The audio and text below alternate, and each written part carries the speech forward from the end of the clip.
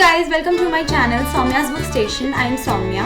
If you like my videos, please like and share them and subscribe to my channel. So in today's video, I am going to be talking about a book which, although fiction, conveys a very real story.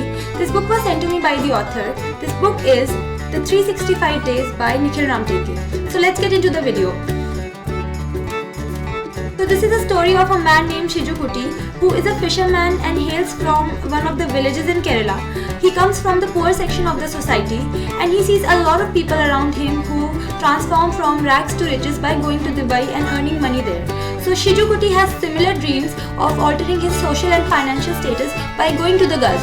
For this purpose, he arranges a visa for himself by mortgaging his house for an amount of 1,60,000, thus taking upon himself a very heavy debt, and leaving his wife Dhanya and son Suraj behind with dreams in his eyes to make money. When he reaches the Gulf, all his hopes are shattered because he discovers something that was clearly unexpected by Shiju Kuti. Neither the pay that was promised is given to him nor the good conditions that were promised are given. So Shiju Kuti has to accept the life as it comes, thus realizing that how little control the laborers have when they come to the Gulf and how they play the pawns in the hands of the companies. Shiju Kuti is the protagonist of the story. Then there are his roommates. There is a man named Abdul Jabbar whom everybody addresses as Jabbar Chetan, and he is a Malayali man who has paid off all his debts and is earning a good sum of money by living in the Gulf. Then there is S. Thavamani, who is Tamilian and is very young and has been working in the Gulf since the last 3 years. Then there is Santosh Singh, who hails from Bihar, Felix Chako, who is a Malayali Christian, and finally there is Saiful Islam, who is Bengali. All these people have a similar story back home where they want to change their financial status in the society and they want to rise. So that's why they are in the Gulf, to shape up their dreams, to earn money. A little bit about each one of them. Abdul Jabbar is somebody who loves to talk about his family and how he achieved his success in the Gulf. Then there is Thavamani, who is a free-spirited man who loves to enjoy the life as it comes and he is very open-minded. Then there is Santosh, who likes to use a lot of profane language and he can't help himself and he seems to feel proud of the kind of language that he uses.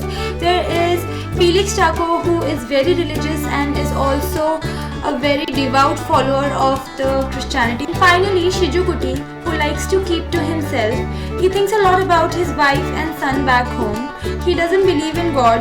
He is a very keen observer and takes a mental note of the things that go on around him. What I liked about this book is the straightforwardness with which the story has been told from Shiju Kuti's perspective about what goes on in the Gulf with the laborers, and there has been no sugarcoating of the facts. The bitter truth has been spelled out in this book without any hesitation. Shiju Kuti's ever so subtle observations about what is going on around him are so spot on that one cannot help but admire the story. And also his character is that of a very strong man, both mentally and emotionally. He does feel shattered, he does feel insecure, but regardless he carries on. This book is full of a lot of profound lines that leave an impact on the readers.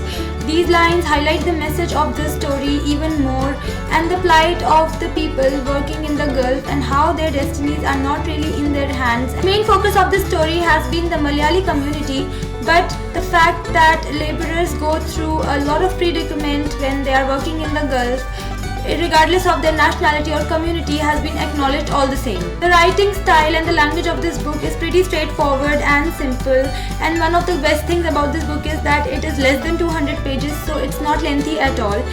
Anybody who is not even a reader can pick this book up. Shiju Kuti's fictional character represents the lives of millions of helpless people with their struggles, and the way in which it has been done is extremely admirable. I would like to recommend this book to all those people who are looking for a read that is slightly different and dark and thought-provoking. I would like to give this book 4.5 stars. So that was it for my today's video, guys. I hope you enjoyed watching it. Do let me know in the comments if you found my review useful. If you want to connect with me on my social media, then the links are in the description box. I'll be back with my next video super soon. Bye!